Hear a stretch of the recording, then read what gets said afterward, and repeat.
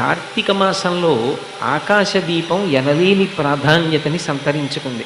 ఆకాశదీపము అని అష్టదళ పద్మము ఏ రీతిగా ఉంటుందో అలా ఒక కొత్త బట్ట మీద 8 దీపములు చుట్టూ ఉంచి మధ్యలో ఒక ప్రత్యేకమైనటువంటి పెద్ద దీపాన్ని వెలిగించి అది ఒక చిన్న పేటిక యందు అమర్చి ఎత్తైనటువంటి స్తంభం, సాధ్యమైనంత వరకు యజ్ఞయాగాది క్రతువులలో ఉపయోగించడానికి యోగ్యమైనటువంటి స్తంభములు ఏ ఉంటాయో అటువంటి స్తంభాన్ని నాటి దానికి ఆకాశదీపాన్ని ఎక్కిస్తారు. అనంతుడై ఆకాశస్వరూపుడై ఉంటే ఆయనకి నేను కదులుతూ ఊగుతున్నటువంటి దీపాన్ని ఆకాశదీపంగా అమర్చాను అని నమస్కారం చేస్తారు.